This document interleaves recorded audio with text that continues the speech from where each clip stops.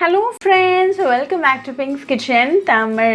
இன்னைக்கு நம்ம இஞ்சி பூசணிக்காய் ரசம் எப்படி செய்யறதுன்னு தான் பார்க்க போறோம். இது ரொம்ப ஹெல்தியான ரெசிபி. உங்களோட இம்யூனிட்டியை நல்லா பூஸ்ட் பண்ணும். ரொம்ப ஈஸியா பண்ணிடலாம். சோ இந்த ரெசிபியை பார்க்கறதுக்கு முன்னாடி இதுக்கு தேவையான பொருட்கள் என்னென்னன்னு பார்த்துட்டு வந்துடலாம்.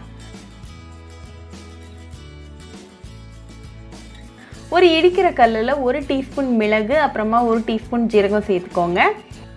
இதை நல்லா ஃபைன் பவுடரா தட்டிடுங்க.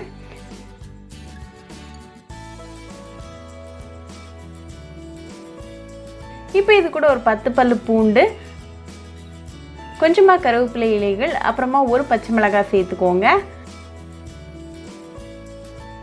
அதை லைட்டா இடிச்சிருங்க. இதை ரெடியா வச்சுக்கோங்க. இப்போ நம்ம ரசம் செய்யறது எப்படின்னு பார்த்துடலாம். ஒரு மண்பானையை சூடு பண்ணிக்கோங்க. அதில் 1 டீஸ்பூன் எண்ணெய் சேர்த்துருங்க. எண்ணெய் நல்லா காஞ்சதும் 1/4 டீஸ்பூன் வெந்தயம், 1/4 டீஸ்பூன் ஜீரகம், கொஞ்சமா கருவேப்பிலை இலைகள், 2 காஞ்ச மிளகாய், ஒரு சின்ன துண்டு இஞ்சி இடித்து சேர்த்துக்கோங்க. 1 டேபிள் ஸ்பூன் அளவுக்கு வெள்ளை பூசணியை துருவி சேர்த்துக்கோங்க.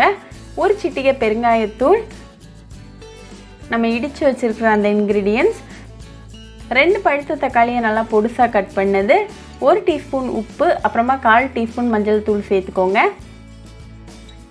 எல்லா இன்க்ரீடியன்ஸையும் நல்லா கலந்து விட்டுருங்க. தக்காளி நல்லா மசிஞ்சு குக்கார வரைக்கும் நல்லா கலந்து விட்டுருங்க.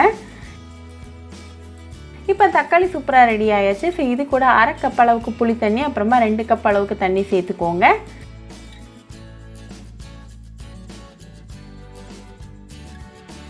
நல்லா மிக்ஸ் பண்ணி விட்டுருங்க. இது நல்லா கொதிக்க வரைக்கும் நம்ம வெயிட் பண்ணலாம். இது லைட்டாக கொதிக்க ஆரம்பிச்சதும் இதில் கொஞ்சமாக கொத்தமல்லி இலைகளை தூவிடுங்க. இப்போ நமக்கு சுவையான இஞ்சி பூசணிக்காய் ரசம் சூப்பராக ரெடி ஆயாச்சு. இது நல்லா சூடாக சாதம் கூட சர்வ் பண்ணி உங்கள் ஃபேமிலி அண்ட் ஃப்ரெண்ட்ஸ் கூட என்ஜாய் பண்ணுங்கள். ரொம்பவே ஹெல்தி அண்ட் ஈஸியான ரெசிபி. ஸோ கண்டிப்பாக இந்த இஞ்சி பூசணிக்காய் ரசம் ரெசிபி உங்கள் வீட்டில் ட்ரை பண்ணி பாருங்கள். ட்ரை பண்ணிவிட்டு எப்படி இருந்துச்சுன்னு எனக்கு கமெண்ட்ஸில் சொல்லுங்கள். இன்னொரு சூப்பரான ரெசிபியோட உங்களை பார்க்குற வரைக்கும் பாய் ஃப்ரெண்ட்ஸ். உங்களுக்கு இந்த வீடியோ பிடிச்சிருந்தா லைக் பண்ணுங்கள், ஷேர் பண்ணுங்கள், கமெண்ட் பண்ணுங்கள் அண்ட் மறக்காமல் சப்ஸ்கிரைபும் பண்ணிடுங்க. கூடவே பக்கத்தில் இருக்க பெல் ஐக்கானையும் கிளிக் பண்ணிக்கோங்க. அப்போ தான் நான் போடுற வீடியோஸ் எல்லாம் உங்கள் நோட்டிஃபிகேஷனில் வரும். உங்களுக்கு ரெசிபிஸ் இங்கிலீஷில் பார்க்கணுன்னா பிங்க்ஸ் கிச்சன் சேனலை பாருங்கள். சேனலோட லிங்க் நான் அந்த டிஸ்கிரிப்ஷன் பாக்ஸில் கொடுக்குறேன். மறக்காமல் செக் பண்ணுங்கள். இன்னொரு இன்ட்ரெஸ்டிங்கான ரெசிபியோடு உங்களை பார்க்குற வரைக்கும் பாய் ஃப்ரெண்ட்ஸ்.